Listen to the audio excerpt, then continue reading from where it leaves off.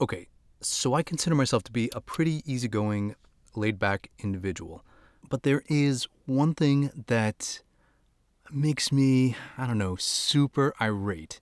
And that's when someone tells me that I can't do something a certain way because historically, that's not how it's done. And most recently, that has been you can't record good audio with an action camera. And so I am making this video to show you that the DJI Osmo Action 4 is an audio beast, and that starting today, you can absolutely record high quality audio in an action camera. And frankly, you should start to expect that with every camera moving forward. Because the truth is, every camera manufacturer needs to wake the fuck up. The way that DJI has handled audio in their cameras, starting with the Action 2, the Action 3, and now the latest iteration in the Action 4, in my opinion, it is the future of in-camera audio solutions. And this video is going to prove it to you. Now, I can already hear the naysayers, purists and elitists who say things like, you can only ever get good audio using a 3.5 millimeter jack and a built-in preamp and a camera. And that we've been recording audio with on-camera microphones that way for decades. Why should we change? And we should change because camera manufacturers need to start focusing on what they do best, taking photos and recording video, and let the audio companies handle what they do best, the audio side. So I'm shooting this entire video on the new DJI Osmo Action 4, and that's because I am recording the audio in two different ways. The first way is using an on-camera microphone that is this guy. It's the Deity vMic D4 that has a hybrid analog USB output, meaning the only output port on the microphone is a USB-C port, and it can output either USB-C to USB-C or USB-C to Smart Sensing TRRS.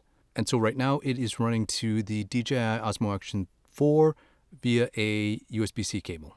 And on this side, we have the Deity S-Mic 2S being recorded externally, separately from the camera, into a Zoom F3.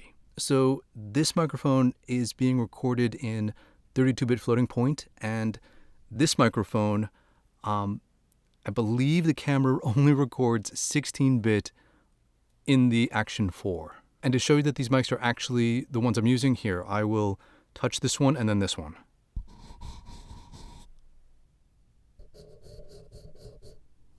So why am I doing this? I'm doing this because I want to show that in 2023, we quite possibly cannot hear the difference between a $100 on-camera microphone running into an action camera and a $320 microphone running into a $350 audio recorder. The technology is now at the point that an action camera with a high-quality microphone can produce high-quality audio. And this is really only achieved because DJI trusts other audio companies with audio. Okay, so let me rewind this a little bit. When we record analog audio and then record it digitally, there has to be a conversion somewhere within the audio chain. Historically, with on-camera microphones and DSLR or mirrorless cameras, the analog component is the microphone. It sends an analog audio signal through a TRS cable into a 3.5 millimeter jack on your camera, and that jack has a preamp and does the analog to digital conversion and then records that audio digitally into its video file. And when that happens, it doesn't matter how good the microphone is, because the bottleneck is how good the preamp in the camera is and how good that analog to digital conversion is, which is why people complain about certain cameras and their mic inputs. Now, when it comes to USB-C, you can transmit both digital audio signals or analog audio signals via USB. But in the case of DJI and the Action 4 and Action 3 and Action 2, When you use a USB-C microphone with those cameras, the microphone is taking the analog signal, doing the digital conversion itself, and then sending a digital audio signal through the USB-C port into the camera. So the audio signal is not affected by any component within the camera with regards to having to go through a preamp or an analog to digital converter. So the onus on the quality of the audio is on the microphone, the audio company. The better the mic is and the better that analog to digital conversion is, the better audio signal is sent via USB-C and the cleaner it is going into the camera. So what does this all mean? It means that DJI has broken the mold when it comes to how it handles audio inputs. And so the point of all this is that the audio quality between these two recording setups is practically inaudible. That the average listener watching a video on their smartphone will not be able to tell the difference.